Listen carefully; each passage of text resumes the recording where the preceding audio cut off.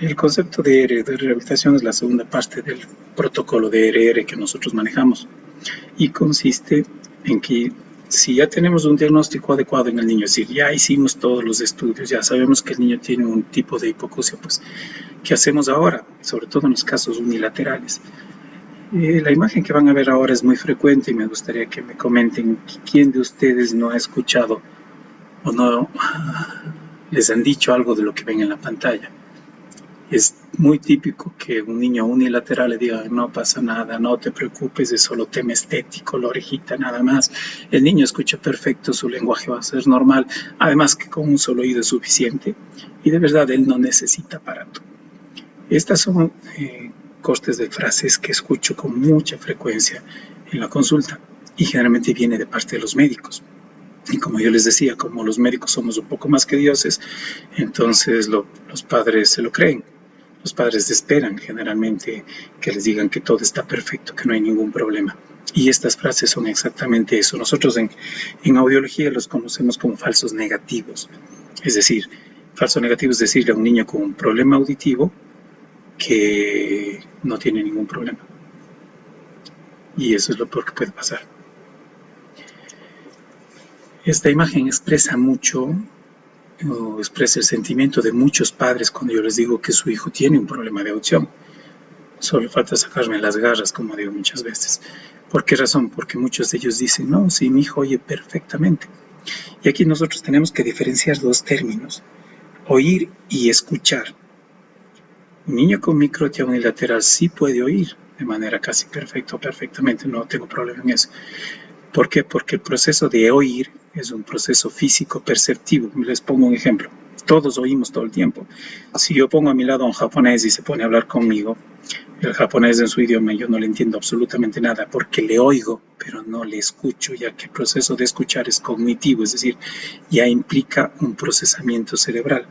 Y es ahí donde los niños tienen problemas. Es decir, un niño con microtia puede oír, pero probablemente el término de escuchar no sea el adecuado. ¿Sí? ¿Qué sucede un poquito en promedio en la consulta que tenemos en Latinoamérica?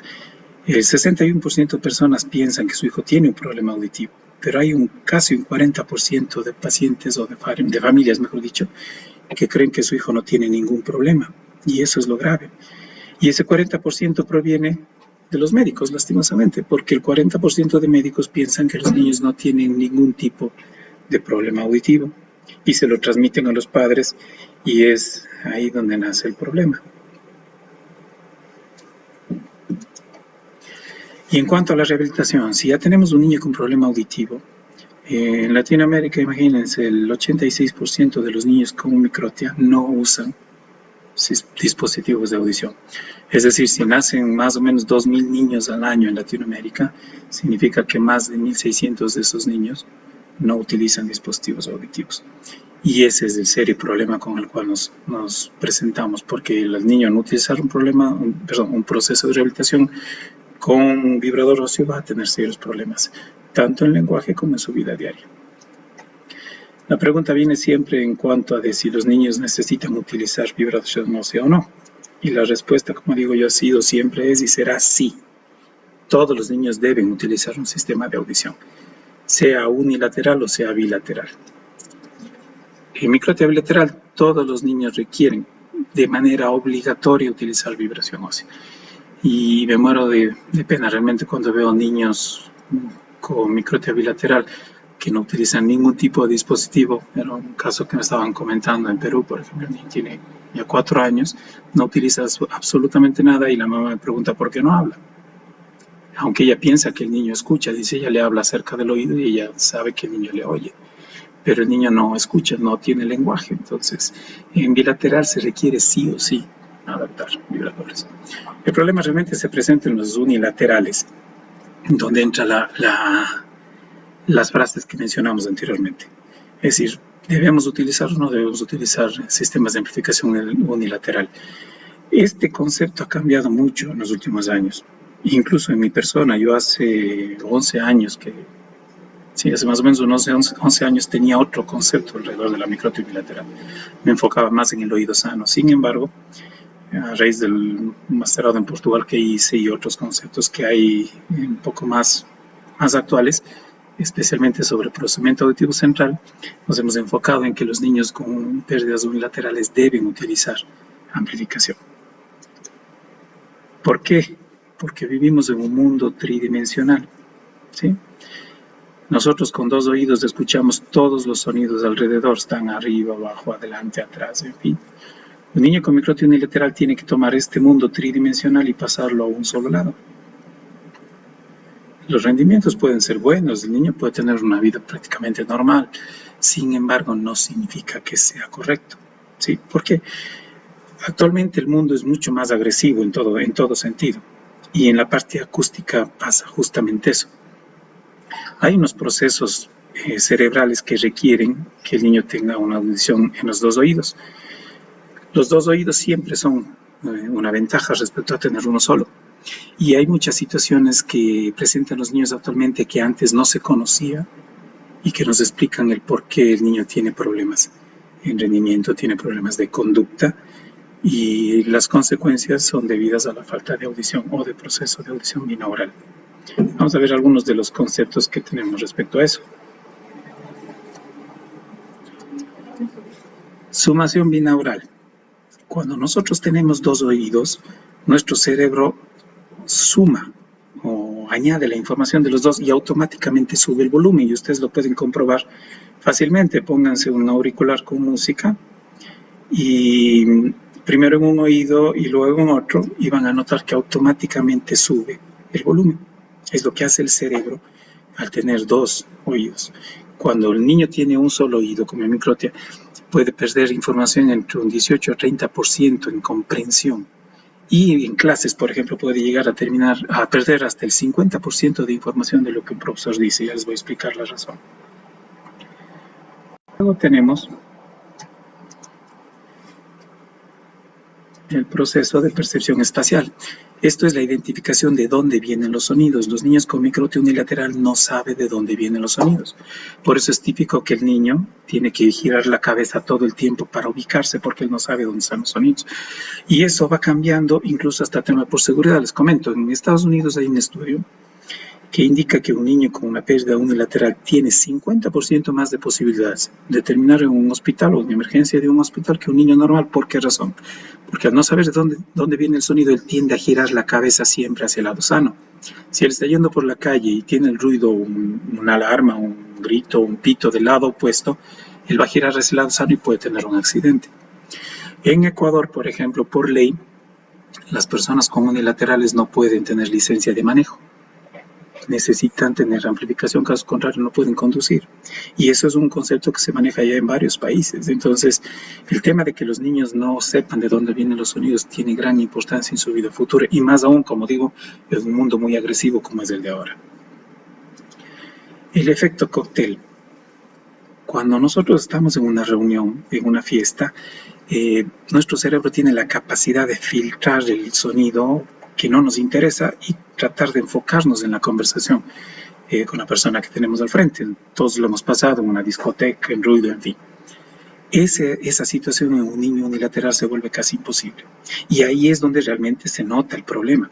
Muchos padres me dicen, oiga, pero si él no tiene problema en la casa, perfecto, sí, pero tiene problema en la escuela.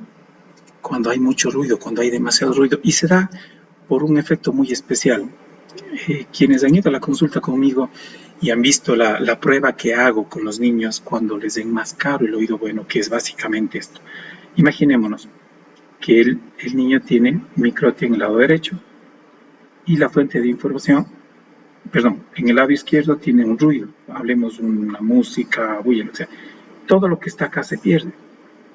Si el niño está en clases, vamos a un ejemplo, una microtia unilateral derecha, el niño está en clase y tiene bulla del lado izquierdo y la profesora está ubicada en el lado izquierdo, pues simplemente no la escucha, no la entiende, ¿sí? Y eso causa que los niños tengan serios problemas, como cuáles, ya les voy a comentar. Lo resumí por factor de tiempo en 7 puntos. Muchos de los niños son calificados con déficit de atención.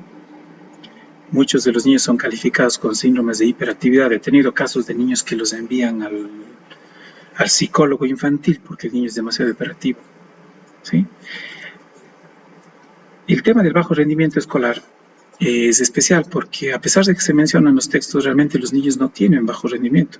La mayoría de mis pacientitos con microtia unilateral son los mejores alumnos, incluso los abanderados, pero eso no significa que sea correcto y tiene una explicación. Si se acuerdan el tema de la sombra que les mencioné anteriormente, esta imagen, sí, para evitar este concepto, el niño tiene que poner sobreatención en clase, es decir, tiene que enfocarse muchísimo en la profesora, caso contrario no va a entender. Por ende, no hay bajo rendimiento, pero empiezan estos dos problemas. Muchos de los niños sufren de cansancio escolar y problemas de jaquecas frecuentes. Tengo un caso aquí en mi ciudad de un niño que estaba tratado con un neurólogo y al final lo mandaron a psicólogo porque decían que el niño fingía las jaquecas, porque coincidencialmente las jaquecas se daban solo cuando iba a clases. Y claro, era cuando el niño tenía más problemas de concentración, tenía que enfocarse mucho y empezaban los dolores de cabeza. Entonces, esta serie de situaciones se presentan con mucha frecuencia en niños con microtia. Y obviamente la alteración del lenguaje, que en niños con microtia bilateral está sí o sí. En niños con microtia unilateral se puede expresar como retraso en el lenguaje, problemas de expresión del lenguaje, se comen ciertas letras, no pronuncian las R's, no pronuncian las S's, tartamudeo, ¿sí? Situaciones especiales que no se presentan en niños con audición normal. Ahora, ustedes me preguntarán entonces si el problema está solo en la escuela, si el problema está solo en reuniones, en eso, ¿por qué el doctor Serrano adapta a los niños desde los 6 meses de edad? Yo los adapto tempranamente y trato de que los padres entiendan esto por un concepto, ¿sí? Se llama maduración neuronal. La maduración neuronal, yo lo pongo un ejemplo a los padres, es como que el niño fuera una esponja en blanco cuando nace, un papel en blanco, ¿sí? Que va absorbiendo, en el que vamos escribiendo información. Esa información son todos los estímulos que el niño va recibiendo mientras se desarrolla. Y eso va desarrollando o formando lo que se conoce como vías neuronales. En el caso de la microtia, en el lado que no está estimulado adecuadamente, esa vía neuronal no se forma. Por ende comienza a atrofiarse, es decir, toda la vía auditiva del lado micrótico no se va formando de manera adecuada. Más o menos para que tengan una idea en esta imagen. Estas son las conexiones neuronales de un recién nacido. Estas a los 3 meses, a los 15 meses, a los 2 años, y las neuronas van creando uniones entre ellas. Háganse la idea que si ponemos esta misma imagen, este sería el oído normal y este sería el oído micrótico, por la falta de estimulación. Ahora, este sería, como digo yo, el proceso de formación de un niño con microtia del lado unilateral y debería ser normal, así más o menos. Este proceso de neuromaduración se da hasta los 5 años promedio de edad. Es decir, yo puedo cambiar esa realidad hasta los 5 años de edad. Si yo a un niño con microtia unilateral que tiene pocas conexiones neuronales en su vía auditiva, le pongo un vibrador óseo de manera temprana, comienzo a hacer que desarrolle las vías neuronales y termine generando una vía auditiva normal. ¿Y eso qué significa? Que en cualquier momento de su vida, haya lo que haya, no sé lo que habrá de aquí en el futuro, en 20 o 30 años o 40 años, haya lo que haya, le pongamos al niño, la respuesta auditiva será perfecta, que es lo que no pasa cuando adapto vibradores de manera tardía. Quería mostrarles hoy un ejemplo en vivo, pero no acudió.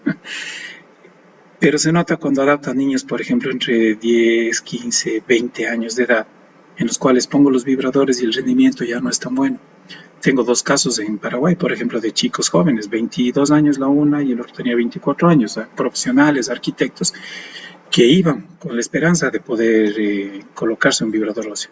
Y la respuesta fue cero, es decir, su vía auditiva estaba completamente atrofiada.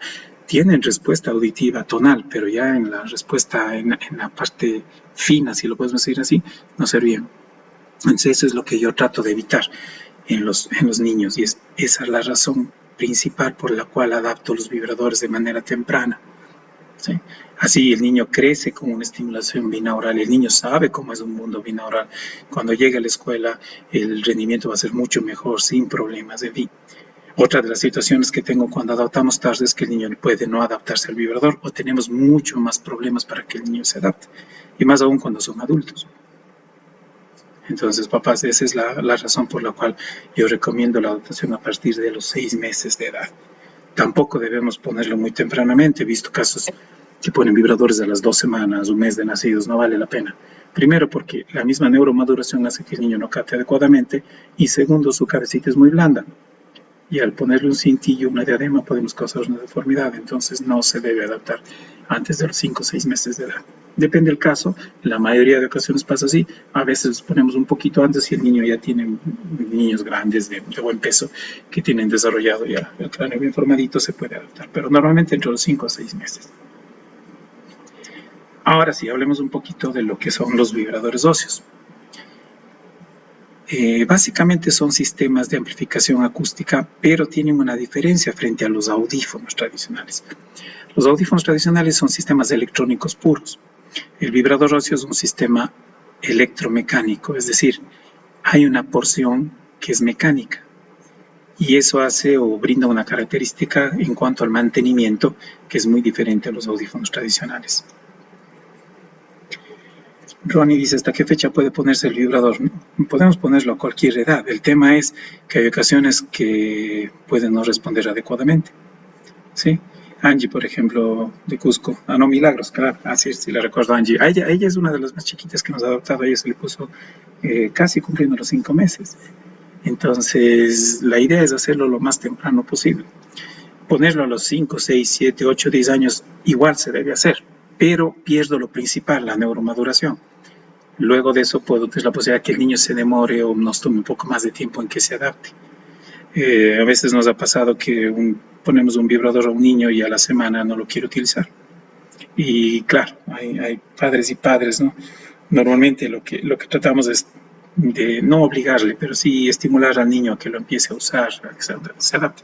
Pero hay padres que no lo aceptan, simplemente no se acostumbró y es un problemita. Por eso hay que hacerlo de manera temprana. Hay dos tipos de vibradores óseos en el mercado, ¿sí? Hay los vibradores óseos de superficie. Estos son aquellos que se colocan sobre la piel, ¿sí? Se colocan sobre la piel, se tiene que utilizar una banda, diadema o lentes en los casos de brujo, y son realmente mucho más económicos que los vibradores implantados. Los vibradores implantados ya requieren cirugía que se hace a partir de los 6 años de edad. Ningún vibrador implantado se pone antes. Todos los vibradores, aunque sean implantados, tienen que utilizarse con bandas durante los primeros años, hasta que estos puedan colocarse con cirugía. Hay 4 modelos, ya los vamos a ver. Obviamente son mucho más costosos. La diferencia en algunos países puede ser hasta 5 veces en relación a un vibrador de superficie. Hay un tema con los implantados, es que no se ponen de acuerdo cuánto cuestan, son muy variables los costos entre países, pero podemos resumir, realmente son inaccesibles para la mayoría de mis pacientes. Entonces el vibrador de superficie, que en el caso de microtia, el resultado es exactamente el mismo, tanto de superficie de implantados en microtia, exactamente el mismo resultado, cual, como digo yo siempre, no me justifica que un niño tenga que utilizar un vibrador implantado de verdad. Jesús, a los 7 años, no está mal, pero por ejemplo en el caso de un niño a los 7 años ya no tengo neuromaduración, lo que empiezo a utilizar es una vía ya mal formada, pero claro, como es temprano todavía puedo hacer que el niño me responda adecuadamente.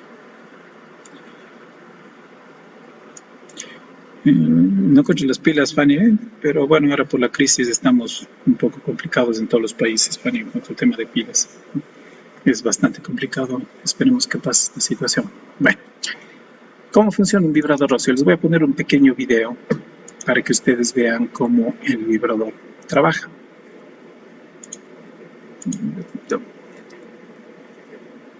Ok.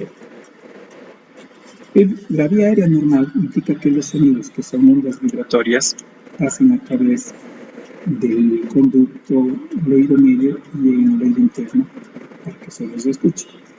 En la vía ósea los sonidos viajan pero a través del hueso. Ponemos un aparatito sobre la piel y estimulamos en el hueso.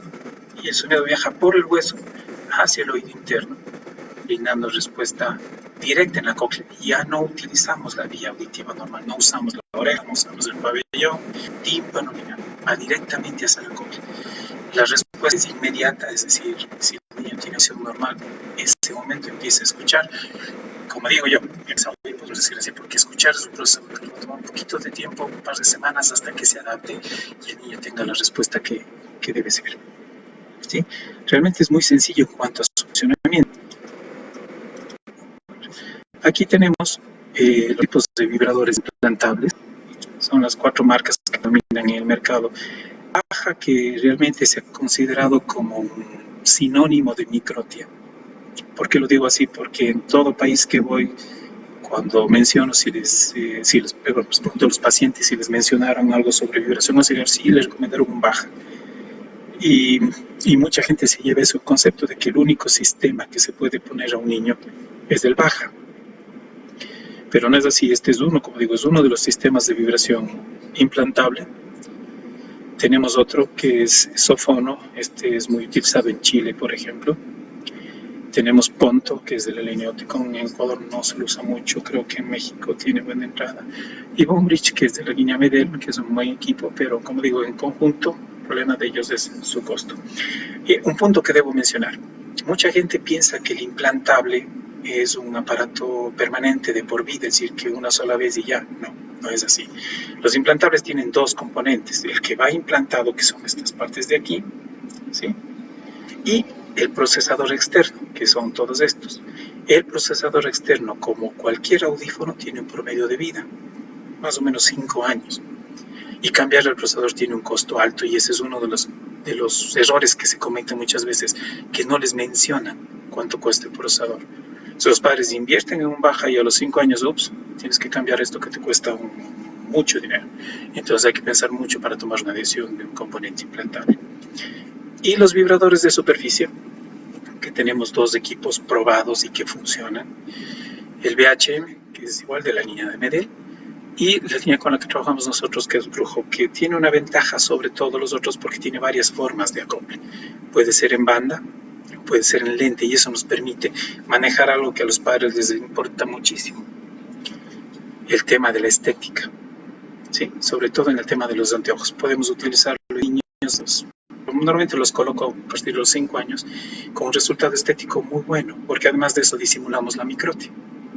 La gente se fija siempre en algo que está sobre el rostro, y al tener un anteojo desvía su mirada de la microtia, y es una muy buena solución para los niños en edad escolar. No puedo dejar de mencionar a nuestro amigo Frankenstein.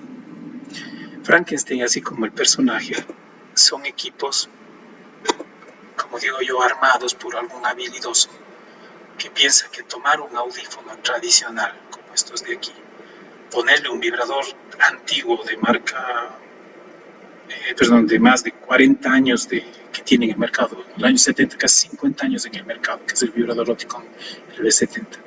Junta los dos y hace un vibrador óseo. Esto no es un vibrador óseo, esto es un aparato que puede causar, sobre todo cuando utilizan estas prótesis de muy alta potencia. He visto colocar audífonos UP, es decir, para personas con pérdidas profundas, a un vibrador. Lo único que van a causar es que el niño termine perdiendo su audición o dañando su oído de manera irreversible.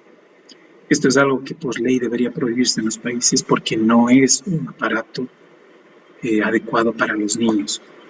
Por favor, de verdad. Muchas veces digo, prefiero que no le coloquen aunque le pongan un, porque si no le colocan, por lo menos tenemos la esperanza de ponerle un aparato de buena calidad en algún momento. Pero con esto nos corremos el riesgo de dañar la audición del niño. No vale la pena. Muy utilizado en México, es más, los dan gratis en los hospitales. Claro, el negociado es venderlo al hospital. Los dan gratis en los hospitales, en Perú también los arman así, y los presentan como bandas vibratorias. Aquí tiene escondido el aparato, como digo, es un audífono encima de baja calidad, porque ni siquiera es un equipo de buena calidad. ¿Cómo debe ser el proceso de adaptación y programación de los vibradores? Para terminar,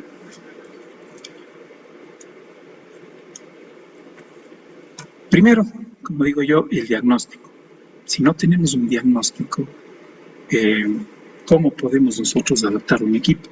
Y esto es algo que nos diferencia, modestia aparte lo voy a decir, que diferencia Audiocentro de otras tiendas de audífonos. Nosotros no somos tienda de audífonos. En una tienda de audífonos tú puedes encontrar un aparato y te van a pedir un examen para ver cómo lo programan. No. Si la persona que te vende el equipo no está en capacidad de hacer diagnóstico, tiene que confiar en un diagnóstico de una tercera persona. Y si ese diagnóstico no está bien hecho, el equipo no va a funcionar como debe. Adaptar un vibrador óseo no es fácil, es muy sencillo en términos de coger y poner conexiones, pero tienes que tener ciertos conocimientos. ¿Cuánto de amplificación vas a poner? Sí, nos basamos en los exámenes, pero yo no coloco esa amplificación exacta. Tienes que ver el niño, si la piel del niño es gruesa, la piel es débil. ¿Por qué razón? Porque los vibradores de superficie, como digo, y todos los implantables hasta los 6 años, necesitan presión. Es decir, para que el sonido pase la piel y pase el tejido subcutáneo que está por debajo, necesita presionar el vibrador contra la piel.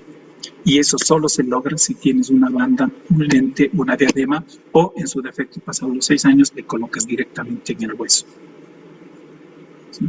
No hay manera de que un aparato, si no tiene banda, dé el volumen o la presión necesaria para que funcione. Cualquier otra forma de eso es un estado de silencio.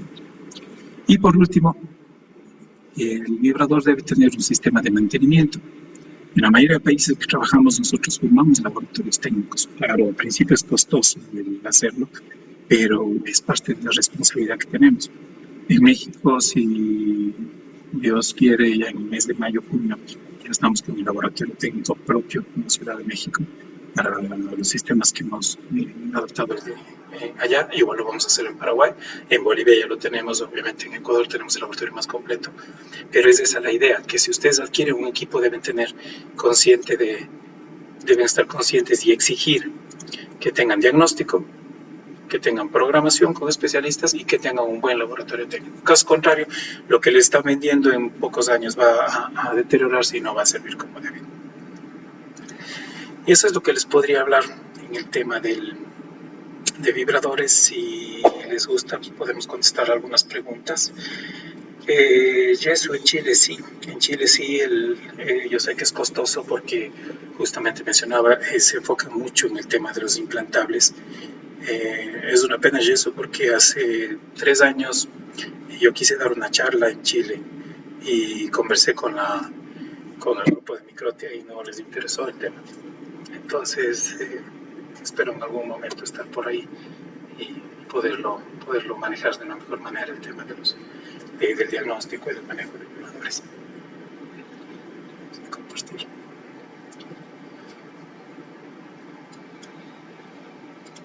Para Audiocentro está manejando ahora un sistema de envíos, en caso de que se interesen un poco más de información. Ahí tienen el WhatsApp directo y la dirección de correo electrónico para poder hacer envíos o inquietudes respecto a los vibradores. Como digo, la idea de Audiocentro es armar oficinas de distribución a nivel de toda Latinoamérica. Estamos en ese proyecto. Entonces, que los vibradores sean mucho más accesibles. Yo sé que no son económicos, pero la idea es realmente disminuir más el costo para que puedan llegar a muchas más personas.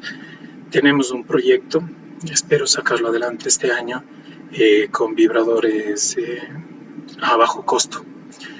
Tendrán ciertas características, pero serán equipos de buena calidad, obviamente, y la idea es hacerlos mucho más accesibles. Espero, si todo va bien. Realmente el tema del virus nos complicó porque era un proyecto que teníamos que armarlo este mes, pero sé que va a salir, con lo cual vamos a manejar mucho más el tema de los vibradores. Gracias, Joana, sí, hola. Ronnie, en Perú no, al momento en Perú no estamos trabajando con distribuidor. Hay situaciones que tenemos que solucionar por allá, así que estamos solo trabajando de manera directa con el tema de Perú. Con Perú tenemos una ventaja porque hay una oficina que queda en la frontera, entonces el envío y manejo es mucho más fácil. Sí, pero cualquier inquietud, pues Ronnie nos puedes escribir y lo manejamos. Fanny, sí, este tema, como les había comentado, el tema de mantenimiento lo estamos manejando aún con Medifone para centralizar los equipos, pero ya no estamos manejando el soporte directo. Entonces tienes una opción de que lo envíes con ellos igual, como no tienen laboratorio en Perú, pues se nos envía acá al laboratorio de Ecuador. La ventaja, como les digo a la gente de Perú, es que tenemos una ciudad fronteriza. Es mucho más fácil el envío y el mantenimiento de los equipos.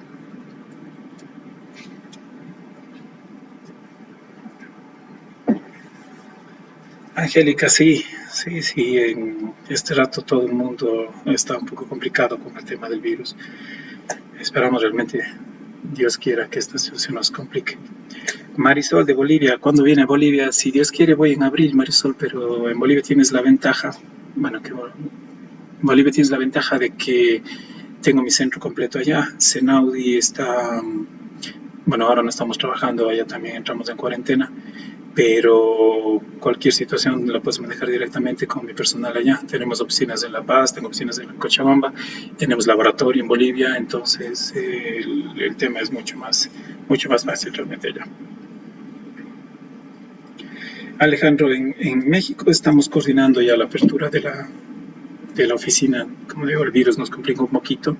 En el mes de junio vamos a estar ahí. El promedio del costo de los equipos a nivel de Latinoamérica ronda los $3,000. Sí, hay pequeñas diferencias en los países, pero hazte una idea, el promedio de un equipo está en los $3,000 aproximadamente. Hola Vanessa,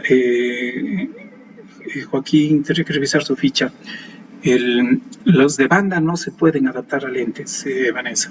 Los lentes hemos intentado hacer una adaptación a banda en algunos pacientes nos da resultado. No, realmente hay muchos factores ahí, pero no, el de la banda no se puede pasar a lentes. Se tienen que adquirir otros equipos. Pero si ya Joaquín tiene más de 3 años, podríamos analizar la posibilidad de ponerlo directamente ya en lentes. Eso habría que verlo. Ahora lo voy a revisar. Si me mandas un mensajito luego con los datos completos de Joaquín para revisarlo, ver cómo estamos en ese tema. ¿Sí?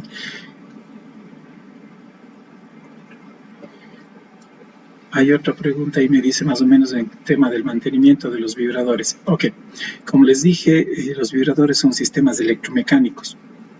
Al ser sistemas electromecánicos, la parte vibratoria como tal requiere un mantenimiento extremo mínimo una vez al año. Sí, ese mantenimiento extremo implica desarmar completamente el equipo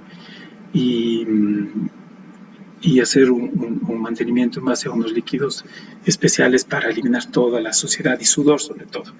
Entonces, eso hace que el equipo funcione de manera adecuada. El tiempo de vida promedio, que es de 4 o 5 años igual. Fanny, en cualquier centro audiológico en Perú los puedes comprar las pilas. Como te digo, este rato el problema es que todos los países estamos en cuarentena, entonces realmente está un poco complicado, no podemos salir, no se pueden abrir las tiendas, no pueden abrir pero esperemos que pase esta situación para poder trabajar. Marisol, el implante es una opción que se pone a los niños. Yo respeto a los padres que deciden implantar y poner un sistema baja o cualquiera de ellos, pero realmente no lo comparto. Yo tengo mi manera de pensar y yo veo a futuro el tema. La situación es que cuando tú implantas a un niño, y hablemos de Ecuador, en Ecuador un implante ronda el promedio de los $15,000, solo el aparato. Con cirugía te puede llegar a costar $21,000. ¿Sí? El rendimiento es bueno, no digo que no, el equipo es espectacular, funciona espectacular como cualquiera de los dispositivos de Microtia. El tema es que en 5 años en promedio los tienes que cambiar, es decir, en 5 años tienes que sacar en Ecuador otros $15,000. Y así en otros 5 años, otros $15,000. Hablamos en 20 años. En 20 años tendrás que gastar mínimo $60,000 para mantener el sistema implantable del niño. Con un vibrador superficie no llegas a $15,000 en los 20 años. Entonces hay una gran diferencia en ese tema. Y eso es lo que yo menciono a la gente. Es decir, no estoy diciendo que un sistema implantable sea malo. Funcionan espectacular. El tema es la parte económica. Si estás en posibilidades de hacerlo y piensas que es una buena opción, perfecto. Pero si no hay posibilidades, ¿cómo se hace? Y no implantas antes de los 5 años, Sabrina, porque necesitas que el cráneo tenga un espesor adecuado, que no se da en los niños antes de los 6 años. Por esa razón, no se colocan los implantes. Todos los implantes, en los equipos implantables, se colocan con bandas. Baja tiene banda, sofono tiene banda, hasta que el niño crezca y poder colocar el implante.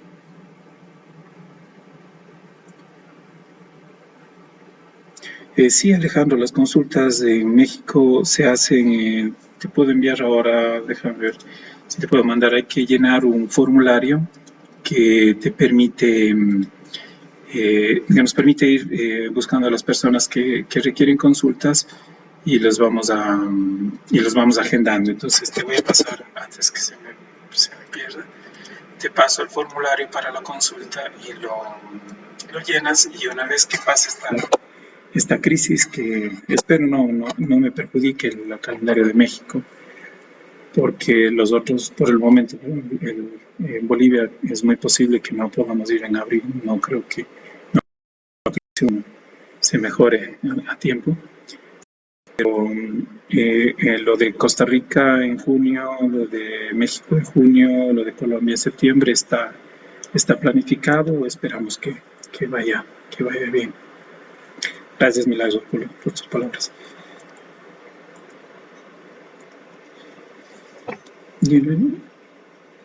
No, Marisol, no, me entendiste. Cuando yo coloco al niño tempranamente y lo utilizo hasta los 5 años, lo que he logrado es que la vía auditiva esté normal. Va a seguir necesitando no implantes, sino el mismo vibrador, se cambia a otro modelo de vibrador, e incluso, si quieres, le pones un implante, pero no significa que no lo va a utilizar, no. Lo que significa es que esa vía normal le va a permitir que cualquier equipo que tú le pongas, implantes o los vibradores de superficie, a cualquier edad, va a ser perfecto, porque tiene una vía normal que ya la formamos. Ese es el éxito de colocar tempranamente. Puede pasar 40 años, a los 40 años le pones un implantable, le pones otra superficie, el resultado siempre será perfecto.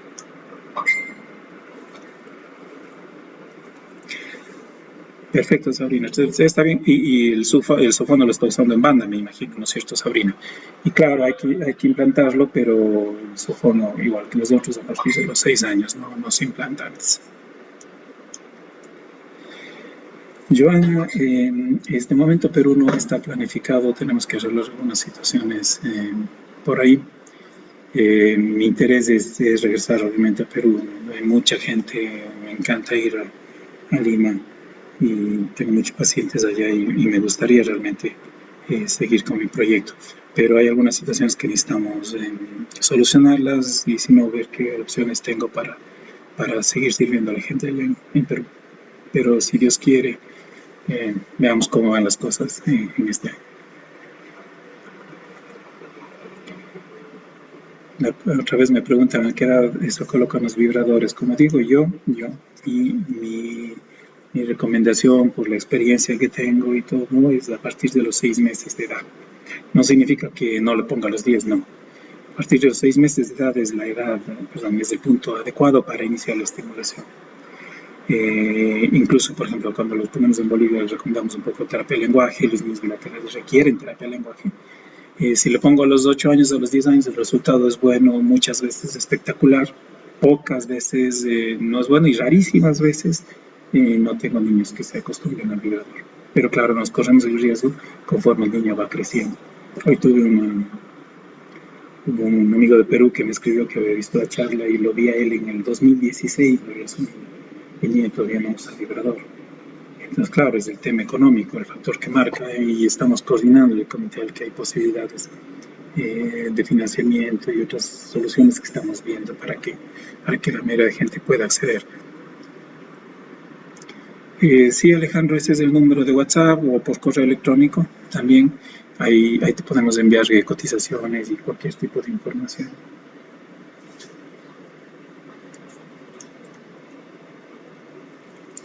Gracias, Angélica. Gracias, Angélica. Esa es la idea final. Que los padres estén contentos, sobre todo que vean y entiendan que microtia no es una discapacidad. Microtia yo lo considero como una pequeña prueba en vida que les toca a los bebés, por eso digo que ellos son campeones realmente, porque ya desde chiquitos van a aprender a superar las dificultades. Es una pequeña dificultad que la tecnología actual les brinda o hay las posibilidades de soluciones. El tema estético, como digo, amigos, pasa a segundo plano. Se debe hacer o se puede hacer a partir de los 10 años de edad, no antes, y hay que quitar el enfoque de la importancia estética hasta esa edad. Los niños deben crecer con una buena autoestima, los niños deben crecer como lo que son, como niños normales, que tienen una pequeña diferencia que no marcará mayormente en su vida si los padres hacen lo adecuado. Gracias, Joana. Bueno amigos, ya estamos una hora prácticamente, 45 minutos. Esta es la segunda parte. Bueno, hay una tercera parte que lo estamos coordinando. Me gustaría hacerlo con la persona que sabe que es del tema estético, que es la doctora Fernanda Balota. Estamos conversando con ella para poder armar. La charla de ella es mucho más compleja que la mía en sí misma, pero lo estamos conversando a ver si aprovechamos esta pausa obligada para todos y tener un poco más de información, que ustedes tengan un poquito más de información. Como saben ustedes, pues mi página está abierta siempre, contesto todos los mensajes, me doy el trabajo de leer uno a uno y vamos conversando y contestando. Y para eso estamos, pues, para brindar información. Para brindar información, como digo, cuando quieran tomar una decisión, pues que sea la adecuada en beneficio de los niños, no en beneficio de una casa o de una persona comercial o de una situación. Tiene que ser en beneficio de sus bebés, y ustedes son los que están en capacidad de hacer eso. Cuídense, aprovecho el momento por el tema del virus nuevamente, quédense en casa, de verdad. La situación acá en Ecuador está complicada, están cerrando prácticamente todo el país. Sé que en los otros países, sigo las noticias todo el tiempo, están en situaciones iguales, unos más demorados que otros, pero todos van a llegar a lo mismo. Por favor, quédense en casa. Esta es una prueba, creo que a todo el mundo nos ha cogido de imprevisto. No sabemos cómo reaccionar, ni autoridades ni personas, pero lo que sí sabemos es que el virus no se transmite si hacemos un poco de alejamiento social. Es decir, esta vez el persona a persona no vale la pena. Hay muchas opciones de comunicación, lo que estamos haciendo ahora, muchas formas de que ustedes puedan estar en contacto con su familia, con su gente, y lo mejor que pueden hacer es quedarse en casa de verdad. Sus hijos necesitan su futuro, su vida depende de ustedes, y mientras se mantengan en casa las cosas irán bien. Sí. Bien, Marisol, esa es la idea, mantener la cuarentena. Muchísimas gracias, amigos. Pues cualquier inquietud, cualquier pregunta, lo ponen y yo lo reviso luego y les voy contestando de manera personal. Muchísimas gracias.